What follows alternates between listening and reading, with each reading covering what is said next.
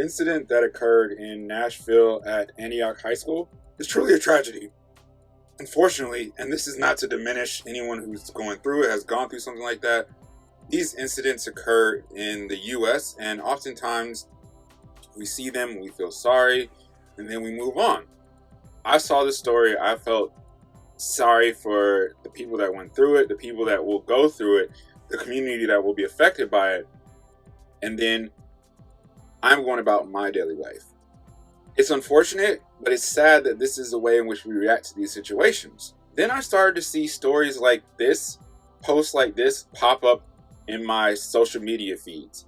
They caught my attention, like they really caught my attention. Because we've seen a culture that has been influenced by people like Candace Owens and others. So this was highly intriguing to see that such a tragic event would be influenced, or someone carrying something out like this would be influenced by Candace Owens. Then I saw something that honestly caught me even more off guard. This is the person who carried out the incident that occurred at Antioch High School. Yes, there are the jokes that black people wouldn't do these type of things. This isn't us. This isn't how we operate.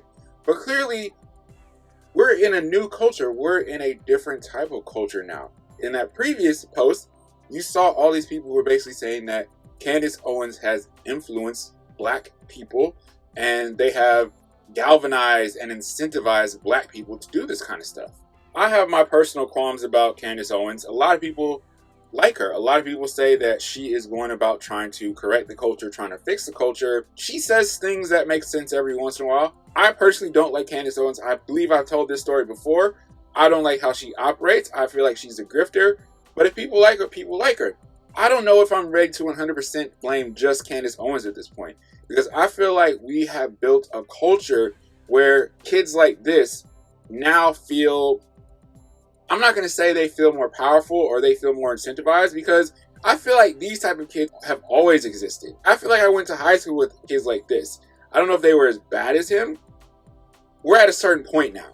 A culture that was very niche is probably starting to get a lot larger. A very, very, very strong self-loathing culture. They are now believing in the narratives. Like there are black people who emphasize, who believe in Hitler. There was that famous moment where she had to defend her beliefs in some of what Hitler said.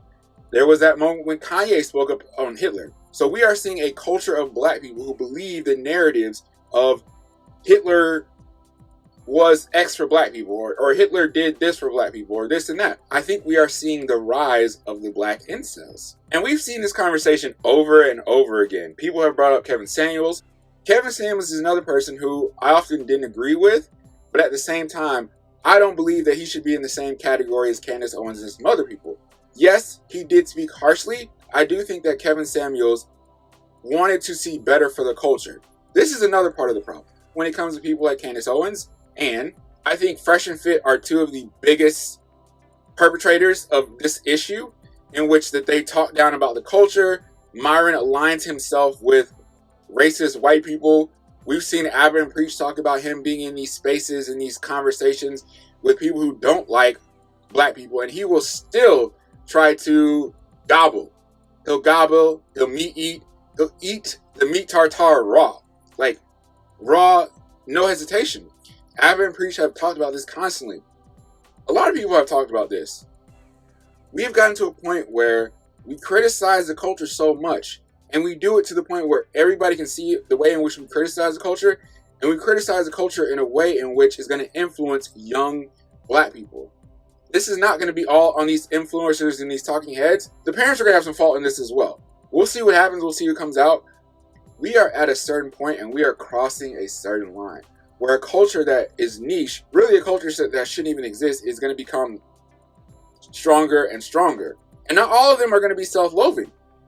Like, some of them are going to just feel like a certain way about black culture because it's highly criticized so much.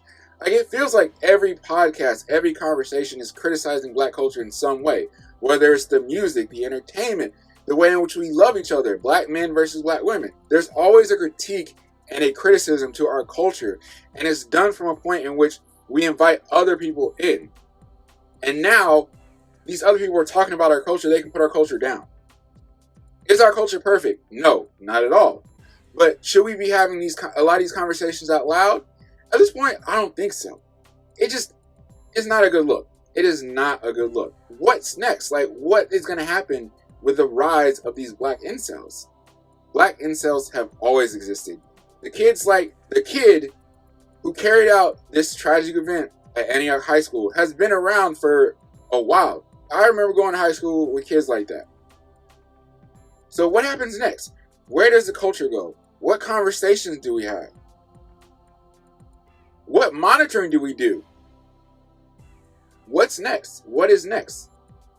Because I was shocked. When I saw this kid was black, I was truly shocked. Seeing this image took me aback.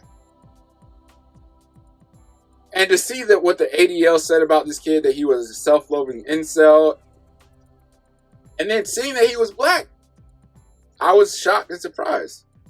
Going back to it, we are now in a culture where young kids, this kid was probably like 12, 11, when he started to come across stuff like Fresh and Fit, Candace Owens, Nick Fuentes, and all these other people that supposedly influenced him. So they've had 5 years to be able to have an impact on this kid. I'm going to say it again. They are not to fully blame. Yes, they deserve, if he wrote a manifesto speaking on them and saying that they did influence, then yes, they do deserve some blame. But I think there also needs to be a conversation about the parents and how in which we as parents monitor our kids, what we see that influences them. I think there just needs to be a community conversation as well. I don't want to put the hat on. I don't want to be that guy, but I think it's going to get worse before it gets better.